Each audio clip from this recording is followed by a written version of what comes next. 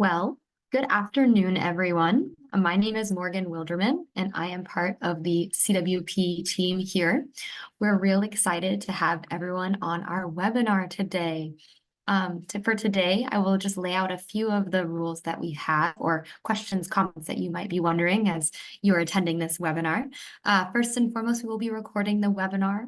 We're really excited to have our speakers here today from the healthcare field and really give us their opinion and thoughts on long-term healthcare opportunities. On top of that, we'll be sending out the recording afterwards, so anyone will have access to review it post-webinar. In addition to that, you will not have access to your video or to your speakers, your microphones. All comments will be in the chat. So if you have any questions or comments, please put them in the chat located at the bottom of your screen, and we'll be answering those after our session. And then for anyone who would like to connect with Maureen Jenks from Capital Workforce Partners after the webinar, we will be including her information in the chat. And with that being said, I will turn it over to Maureen to kick off our webinar.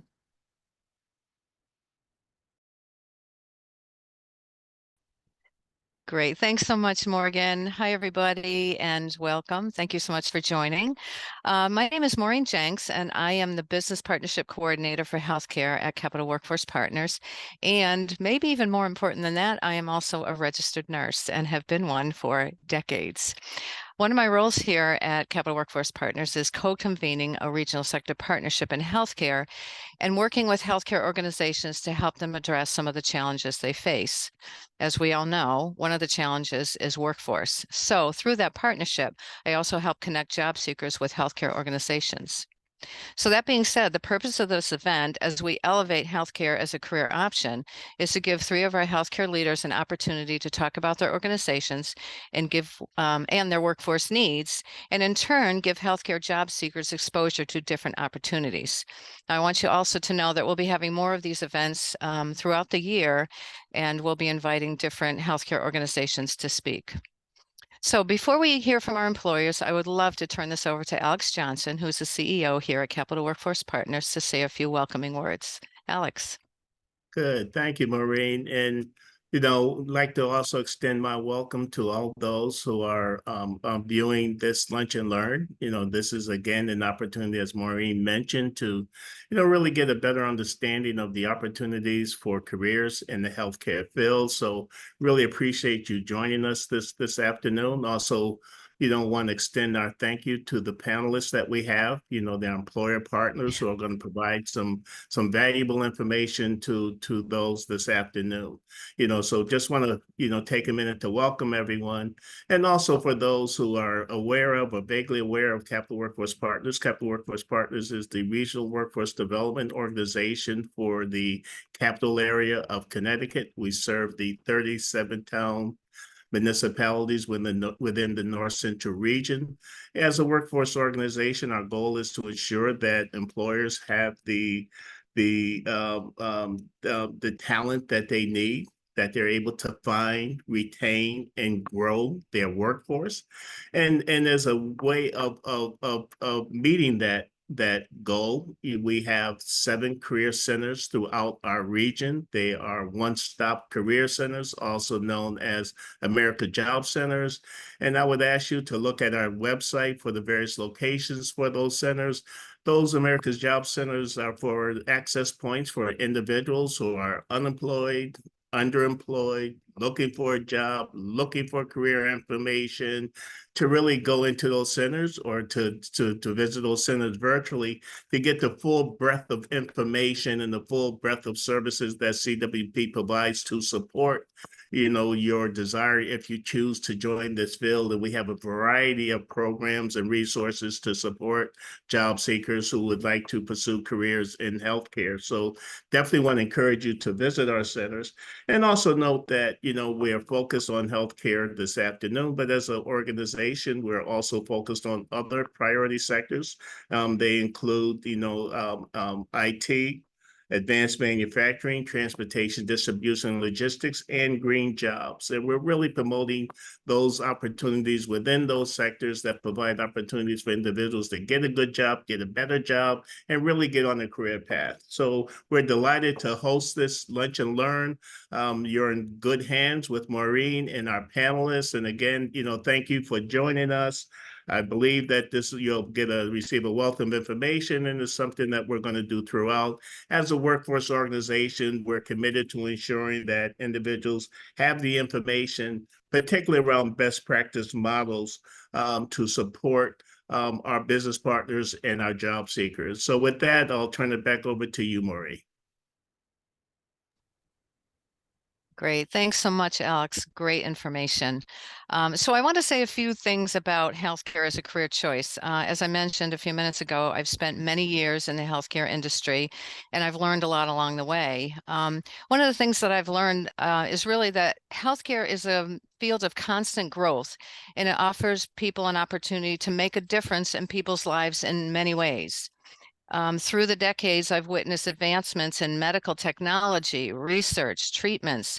And to me, what that means is that there's always new opportunities and challenges to tackle, and new opportunities for learning as well. So I'll say to all of you who are job seekers on this call, and even to our panelists, no matter what your interests are, there's a vast array of options within the healthcare industry to explore and specialize in. And another important thing is that, healthcare it can offer security and stability. And I say that because, there are other industry markets that may fluctuate and evolve, but healthcare remains as a pillar. And why is that? It's because people will always need healthcare, right? Healthcare will always be a need for all of us that are on this call, our families, everybody, right? So that's why it remains as a pillar. It's a career that offers a diverse range of roles and opportunities for growth. You can go into direct patient care, things like research and administration and education. There's a role within healthcare to suit all of your skill set and passion. And you know what, in general, healthcare is knowing that you're going to work directly with people and you're going to contribute to the health and well-being of others. And that should really prove as a immense source of pride and satisfaction. And that's what I found over the years. I mean, I started out in bedside nursing. I'll say it, in the late 80s and early 90s, went into leadership, went on to get my master's in business and went into the business side of healthcare, but always oversaw clinical nursing and respiratory therapy and others. I could go on to talk about the opportunities that I found in my career as starting out as a registered nurse, way back. So it just goes to show you that it's just a wide open field of opportunity. So that all being said, I'd like to now introduce our first healthcare leader to tell a bit about her organization and its workforce needs. So I'm pleased to introduce Sarah Matney, Senior Vice President for Clinical Services and Chief Nursing Officer at Connecticut Children's. Sarah, I'm going to turn it over to you. Thanks, Maureen. And I was one of 4 kids in my family, so my dad called me everything, including the dog's name, before he ever got to my name. So never worry about it. So I am thrilled to be here. Maureen told you my title, which is Chief Nursing Officer, but I just have loved working in healthcare. So I don't ever remember wanting to be anything else other than a nurse. And there's no reason why. I didn't have a childhood trauma. I didn't have a mom who was a nurse. But to me, I loved people. I love the service of people, but I also loved the sciences and the maths. So to me, it was a really neat match for what I loved, which was people and kind of the way my brain functioned as kind of a someone who had the passion for science. And peds for me was a really easy yes. So I'm going to tell you just a little bit about my background because I think it's helpful in what fueled my passion for healthcare. So I went to a 4 years bachelor's program, which I have lots of opinions on that. You can get your nursing degree from so many different places, and I support all of them. I think each of those paths has benefits. And so I'd be happy to talk to anybody about that if they have specific questions. But I was able to go to nursing school, and just like Maureen, I started at the bedside, and I was doing pediatric oncology. So it was children with cancer and blood disorders. And what I loved about it was the longevity of relationships. Some people like the rush of being in an area where they get to treat something or do something and it resolves the condition or the issue, or that patient transfers for higher level of care somewhere else. But I really had the opportunity to build relationships with families. And I saw them sometimes over years. So kids' standard treatment was somewhere between 2 years and 3 years. And so we became part of the fabric of their family for that period of time. And kids are just super resilient. They bring a joy and an energy to childhood, and to situations that I think made me more inspired as a healthcare worker. And much like Maureen, I slowly began to be introduced to leadership and eventually also got my master's in organizational leadership in the School of Business because it's what I didn't know. I knew nursing. And what I can say about Connecticut Children's, and I think this is probably likely in many healthcare organizations, is that as I invested in myself through education, training, both formal in university or informally through classes or books or podcasts, I continue to have the opportunity to use those skills, practice those skills, and then continue to grow. And it's what I really love to do as a leader in healthcare. If someone thinks they want to be in healthcare but doesn't know what role yet, I love to bring them in to an organization in an entry level position where they get exposed to all different levels of healthcare. Most people don't realize healthcare, hospitals, health systems employ about one of every kind of job you can imagine. We have engineers, we have lawyers, we have accountants, we have people who work in ultrasound. We have respiratory therapists. Sometimes we think about just the roles we hear the most about or see the most in TV shows, but there are so many different roles that exist in our organization. We have project managers. And so I love to expose people to the vast kind of array of opportunities in a healthcare organization and really help them create a career path that makes sense for them. And in an organization like ours, where we offer continuing education and support for degrees, you get to stay there while you learn and grow, get your further education, and then continue into another position. So this month, actually today, is my 24th anniversary at Connecticut Children's. And I've had a variety of different positions, but I've never stopped learning. And I love that. I've never stopped growing and I've never stopped learning and I've never felt stuck. And I think that when you find an environment that's willing to invest in you, you're willing to give back to that organization. So I love it. And I will say, we've been oftentimes, most of us probably, on the other side of healthcare. So I recently this year spent a lot of time with my dad in ICUs and med surg units as a daughter. I slept 8 nights in an ICU couch. It's not fun, by the way. And I remember the most impactful moments. Now, of course, I was dependent upon the physicians to make sure they made the right decisions for my dad and helped him to be more comfortable and recover so that we could take him home. But it was sometimes in those really small moments that I found the greatest comfort. And all of us can do that, no matter what our role is. And so while my why was to be a nurse, to help kids, to help their families, I've also remembered frequently, and I'm reminded by our patients and families, that our why is in really small moments sometimes. They're the family member that's sitting in the waiting room that just needs to be seen or have someone speak to them for a moment. It's the really frustrated mom who just had to pull 3 kids out of their car seats into a stroller, carrying one, lugging a car seat, trying to find a clinic, and you just help her find her way.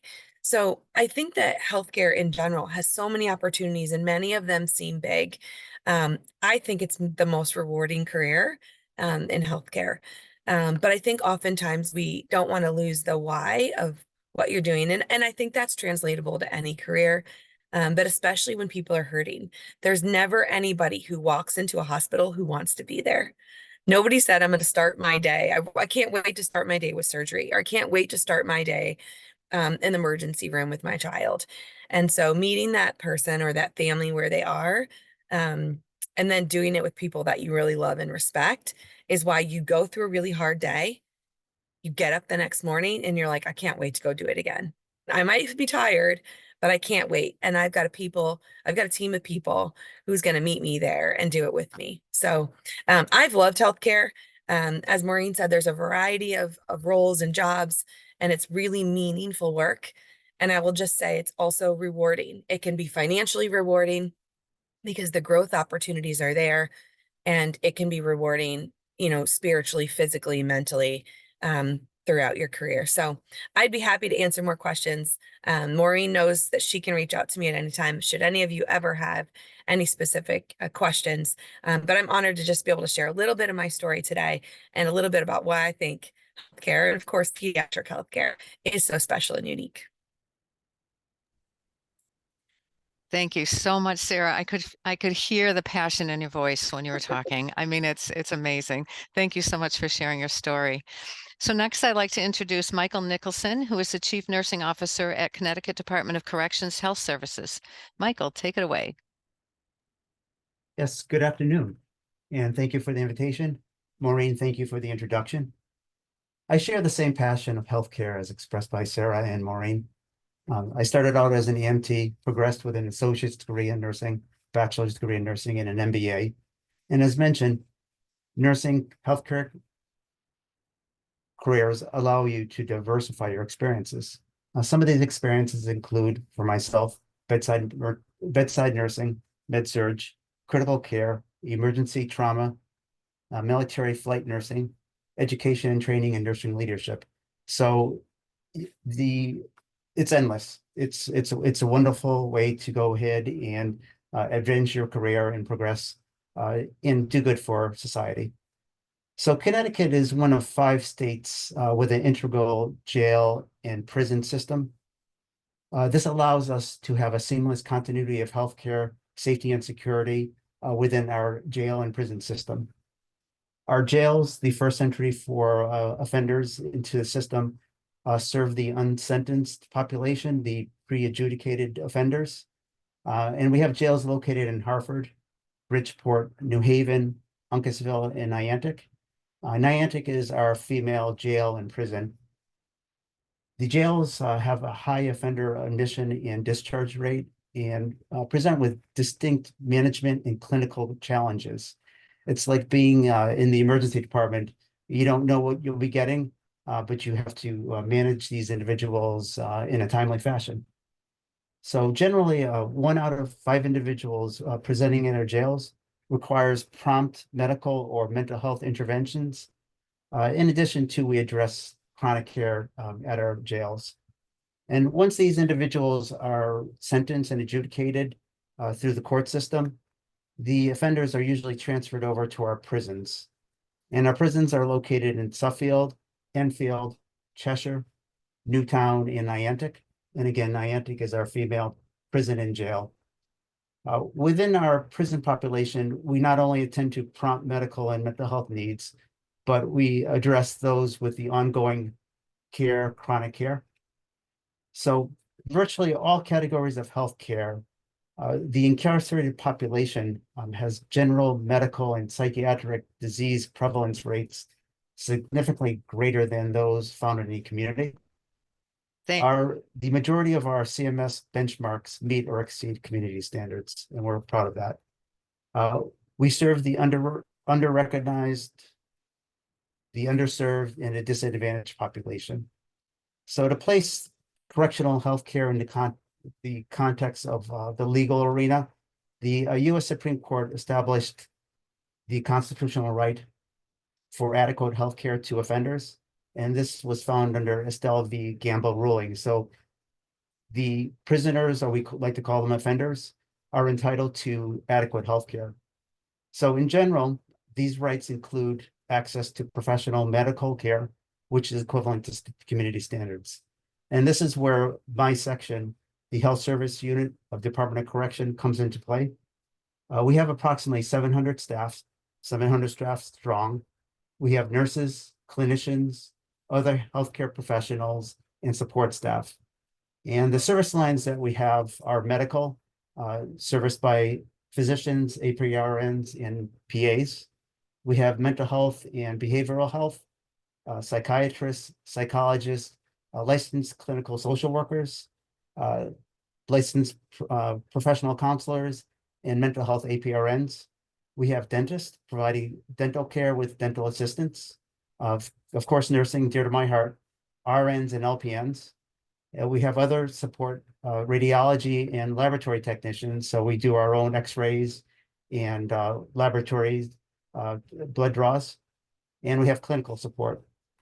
So we provide service to about 10,000 inmates at 14 facilities. And we offer a full spectrum of care: adolescent care, women's and men's care, nursing sick call, primary care, mental health, behavioral, dental, infirmary care, hospice care.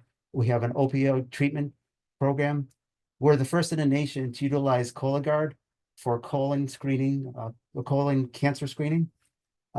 We have a partnership with the Department of Public Health and a mobile mammography to screen for breast cancers. And we have specialty services in infectious diseases, gastroenterology, orthopedics, case management, discharge planning, just to name a few. To support the offenders' reentry back in the community, we have offenders that work with our team who are educated and trained as certified nursing assistants and patient care assistants. And it's a win-win for all of us. It's a win-win for our offenders, for the training. It's a win-win to help us with our delivery care. And it's a win-win for society once they get back to the community. We have individuals that are currently working in the community as CNAs. So we're very proud of that. Just to address the elephant in the room, I know it's been expressed at times that we have, by new hires, they express reservations about being employed in a custodial environment, the safety and security. But be rest assured, I believe it is safer to be in our environment than walking downtown in Hartford, New Haven, Bridgeport, or working in the emergency department right now. But you still have to be aware of your environment, and that's what we train our staff to be aware. So we provide safety and security training to prepare the staff to our new environment. We have safety and security checks and balances in place, and correctional officers are working hand in hand with healthcare staff to support safety and security for all. And again, our staff, we just remind them to maintain a situational awareness of their environment. So if you are looking for an exciting opportunity to deliver healthcare to an underserved population, Connecticut Department of Corrections may be for you. Our state benefits are second to none. We are looking for nurses, physicians, APRNs, psychiatrists, licensed social workers, and licensed professional counselors. Applications can be found at the CT DOC website or CT Department of Administrative Services. And I appreciate the opportunity to present the opportunities here at Department of Corrections Health Services Unit. Thank you. Thanks so much, Michael. Wow, I learned a lot. There was a lot of information there I was not aware of. And thank you for addressing the elephant in the room, because you're right. We hear a lot more discussion around safety in healthcare organizations all across the board. And I'm sure that was a question that maybe people have. So thank you so much for that and all of the information you provided. And so now, last but not least, I'd like to introduce our last speaker, Russell Schwartz. He is the CEO and owner of Avon Health Center and West Hartford Health and Rehab. Russell, all yours. Thank you, Maureen. Good afternoon, everybody. As Maureen said, my name is Russell Schwartz. I operate two family-owned skilled nursing facilities, Avon Health Center in Avon and West Hartford Health and Rehabilitation Center in West Hartford. I got interested in long-term care, skilled nursing. I guess you could say I was born in a nursing home. My family's been in long-term care since 1969, and we've been operating these two facilities in Connecticut both for over 40 years. Skilled nursing facilities have certainly evolved over time, not just the typical long-term care facility where someone is living in an environment where they're very independent. The needs of our residents over the years have extensively grown, and we've been specializing in areas that we had never thought of, when the facilities opened. There's IV therapy, there's wound care, there is CHF programs. The interesting thing about the skilled nursing facility, it's multifaceted. So you've got, such as the hospital setting, a variety of departments, including direct care, with our certified nursing assistants, licensed practical nurses, and registered nurses. But then there's the non-clinical roles as well: housekeeping, laundry, food service, recreation, social services. Our social service departments in both buildings provide a great deal of support and clinical service to our residents and their families. There's certainly opportunities for growth. We've had a number of our nursing assistants grow into LPN and RN positions over time, and we've been able to assist financially with some of the educational costs from our staff. We are a mom and pop type company, so I guess I'd like to say we're non-corporate. Everybody rolls up their sleeves and participates and helps out where and whenever is needed. We do have a number of positions open in both facilities, both in the clinical and non-clinical side.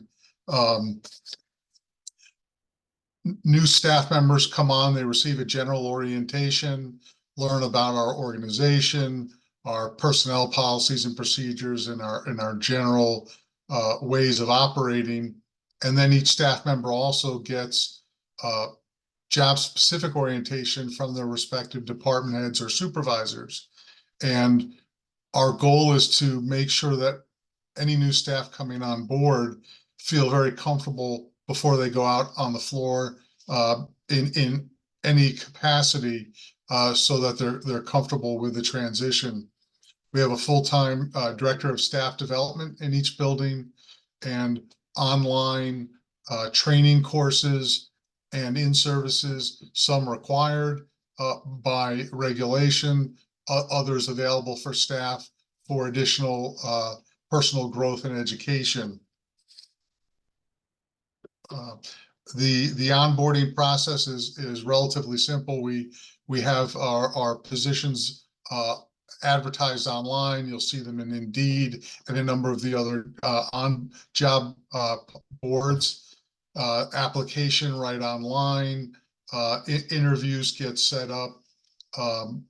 Once a applicant has indicated a desire to move forward with us, the onboarding process is simply online, filling out all the required paperwork.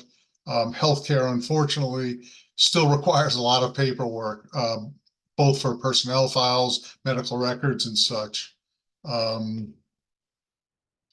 think our facilities stand apart from some of the others. First of all, we're Medicare 5-star rated. We have solid reputations in our community.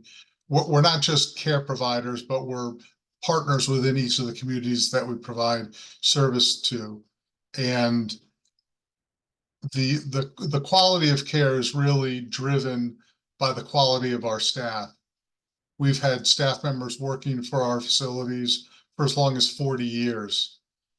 And our retention rates are excellent, much higher than normal in the industry. We have some real solid leaders in every department and position, and it's allowed us to grow over time as organizations, and allow our staff to grow as well. Professional development. Also, we're very focused on ongoing education, not only just in the facility and with our online training portal, but also outside of the facility. Our staff go out on a regular basis to different seminars, some at different colleges, community colleges. So we're always looking to help our staff improve themselves personally and professionally, because that ultimately has a great effect on the delivery of services in our buildings. I think that's it.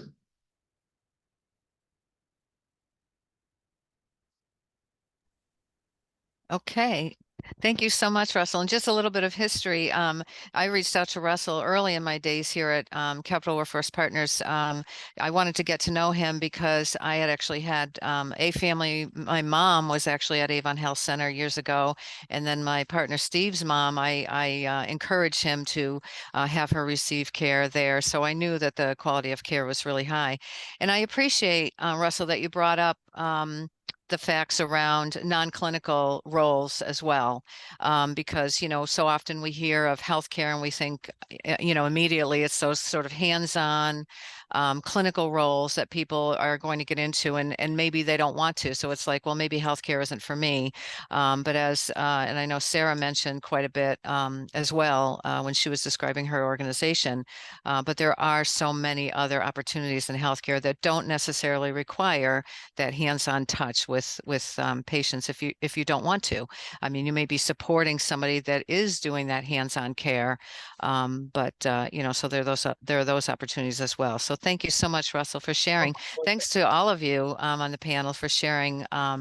So we do have some questions. I know Russell did a great job answering a lot of questions that we figured would probably come up in the chat. But I'm going to turn it over to Morgan, and maybe we can ask some of the other panelists, questions that have come up in the chat that are a little different. Awesome. Yes, well, thank you everyone so much. So a question that had been asked in the chat is, what are some of the main characteristics you would say are needed to go into the professional field of healthcare? Right.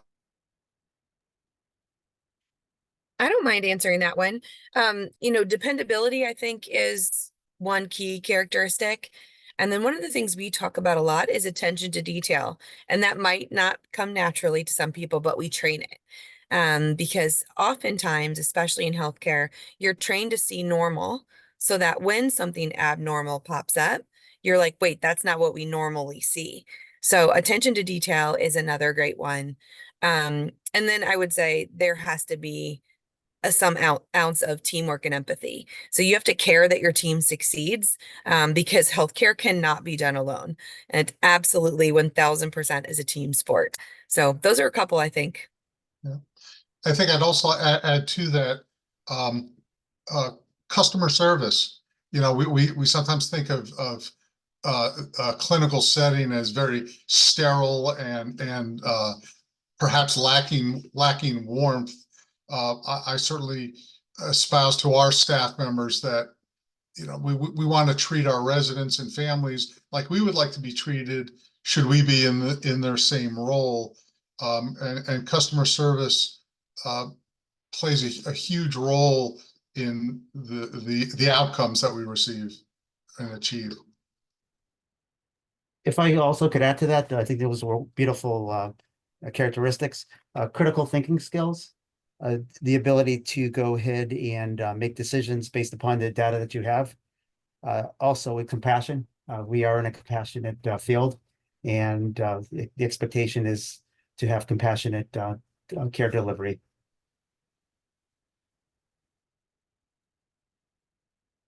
Awesome. Thank you guys so much for those answers. Another question that was asked was, how do you stay on top of advancements in your specific fields?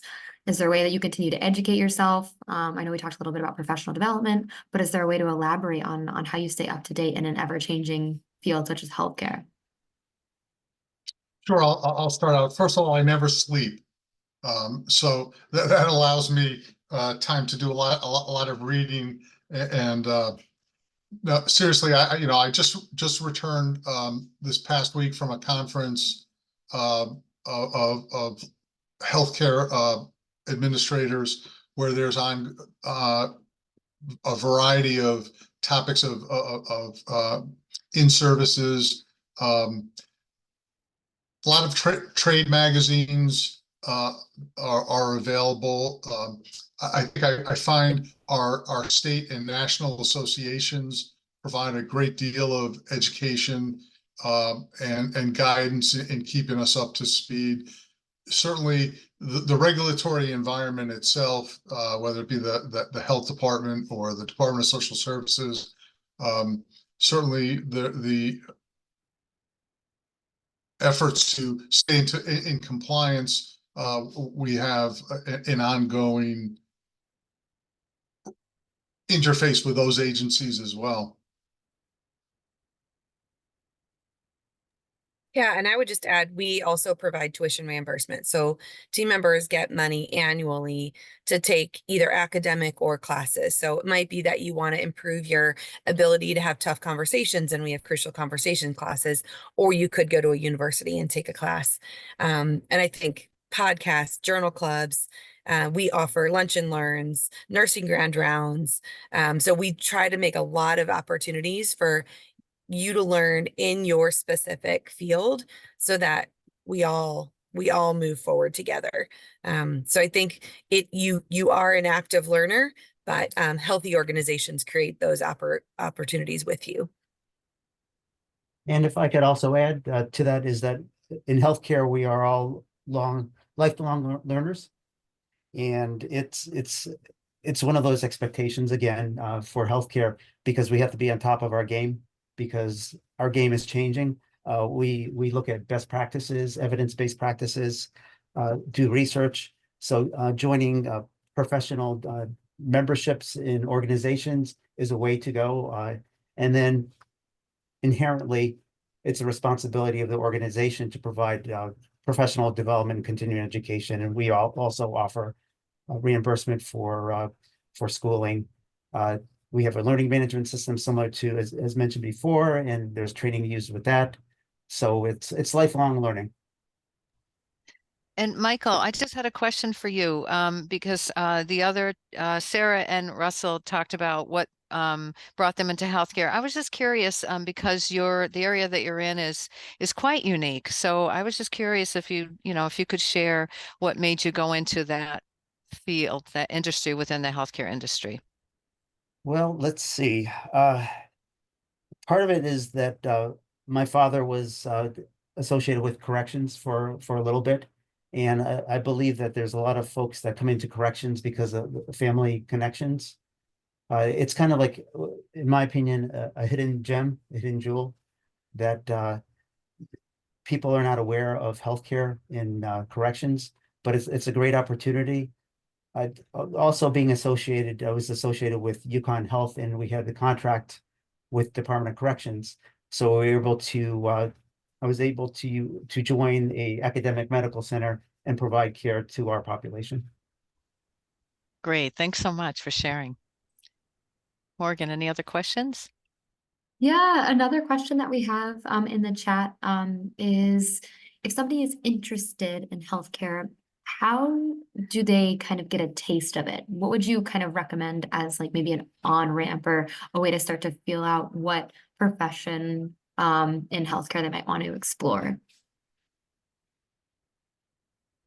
Certainly, one way to do that is to shadow a position or positions in the different organizations, really just being able to follow somebody through their day, obviously with respecting patient privacy. But I think it's hard to judge what a job would be like without actually seeing it. And I think if you're able to go to a hospital, go to a nursing home, and with the respective departments or disciplines that interest you, to be able to sit and talk with them about it, to spend some time, walk through the facilities or the hospitals or care settings, and really get a sense, just observing what goes on during the day, and get a feel for what the environment is like.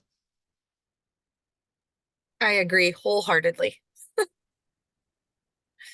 Ditto here. Absolutely.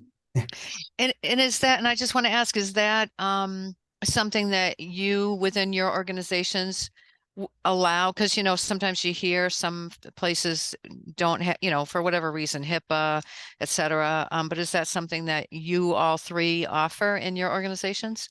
Yes. Yes.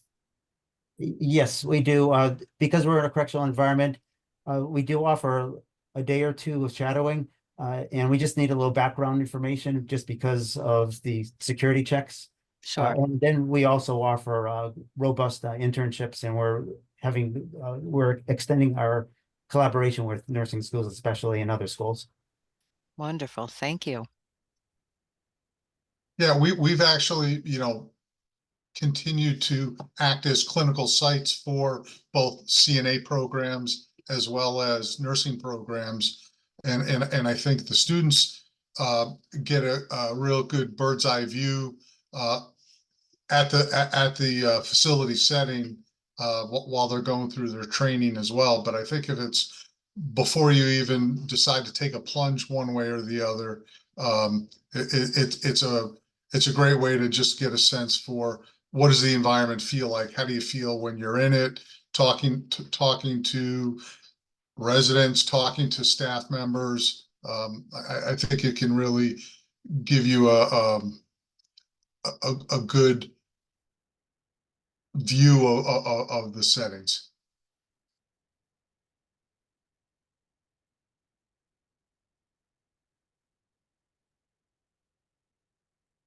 Okay, Morgan's just looking to see if there's any more questions in the chat. So we have no more questions in the chat. I give everyone maybe one more minute who's joined us if there's any last minute thoughts they'd like to add. Yeah. But if not, we are out of questions. I think I could speak for everybody that certainly, Michael, Sarah, myself, if anyone is interested in learning more about our organizations, to feel free to reach out to us. And certainly through the Capital Area Partnership, our contact information is available, and we're always very pleased and happy to be able to connect with potentially new colleagues in the industry.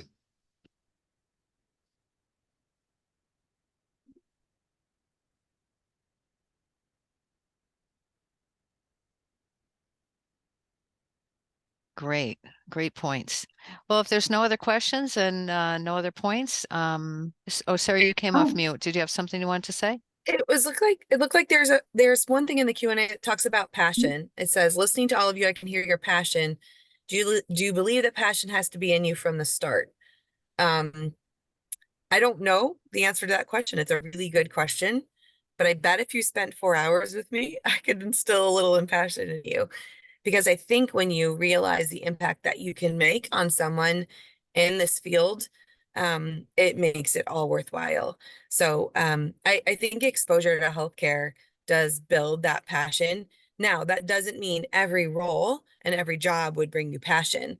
So I do think that finding what makes you inspired in healthcare, which specific aspects of it, and then finding a job that contains the majority of that. Not every part of our job we're going to love.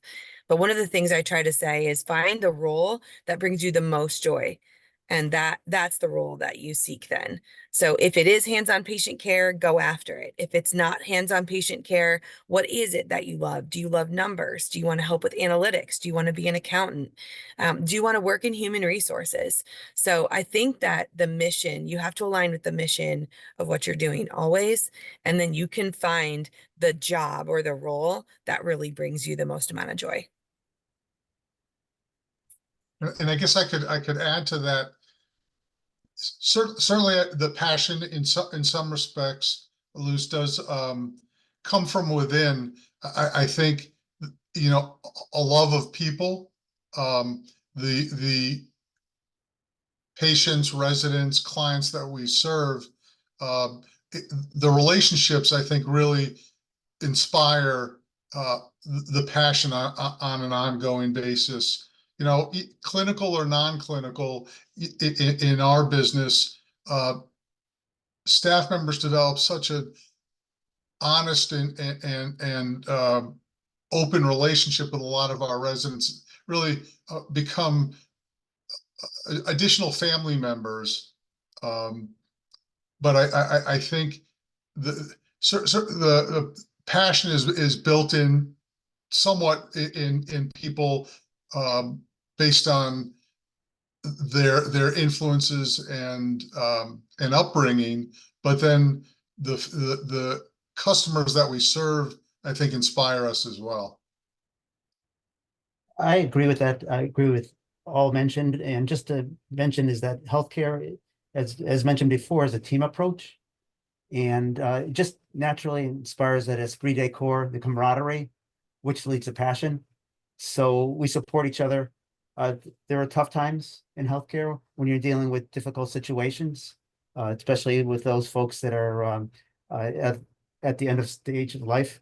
But again, it's a camaraderie and team approach. I think it makes a big difference and supports that passion. I saw a question from Aditi about proper training. I'm sure I can speak for all of us. We know that if we don't provide you with the proper tools and resources and structure to begin a job with us, we're setting you up for failure. And so, yes, in my organization, we have specific job specific orientation for each position. We pair new staff members with current staff members to act in somewhat of a mentor role and to work alongside with us. Work alongside of them to get a real hang for the job. And I tell all of our staff at the beginning of their tenure with us, look, if you find you're not feeling 100% yet in the job that you're doing, speak up. Let us know. It's all about communication. We want all of our staff to be successful, and we want to be able to provide all the appropriate tools and resources to make you that way.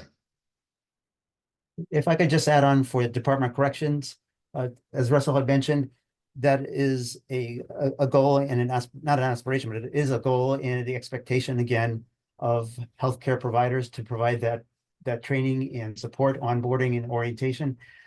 For Department of Corrections, again, because the elephant in the room, that we do provide 3 weeks of security training, safety and security training, because it is a different environment. We provide the tools in the toolbox to ensure that our folks are comfortable in the environment, just in addition to what you could expect at other healthcare kind of agencies.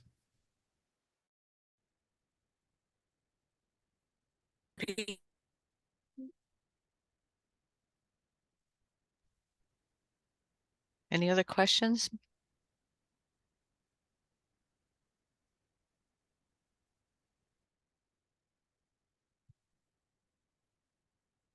Looks like we got everything.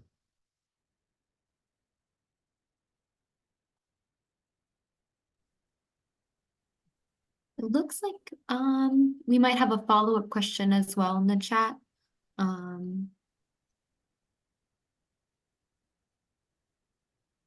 Maybe speaking to a little bit that you elaborated on the last question asked about type of training provided, but if there's anything you want to elaborate on kind of maybe how to get more of that first job placement experience in healthcare, maybe what the right stepping stone might be.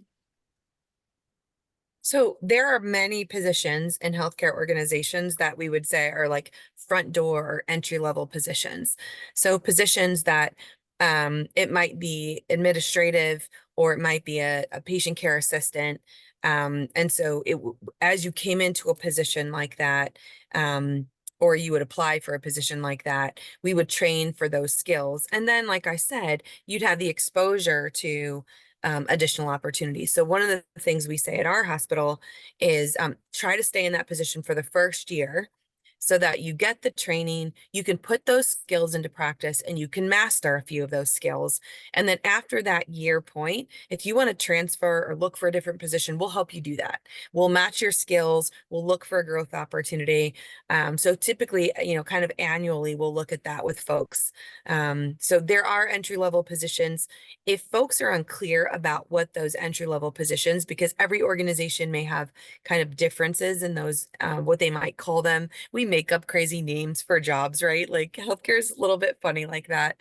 I would say reach out to the human resources department and say, I'd love to begin a career in healthcare. This is my background. What's a good match for me? And I would say most healthcare human resources offices would be able to help answer those questions. But for us, it would be like a patient care assistant, a health unit coordinator. They're like the unit secretaries, patient registration, things like that.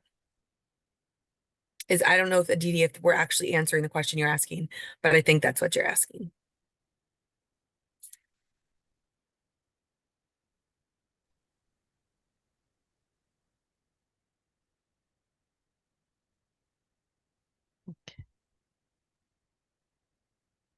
Seeing anything else, Morgan?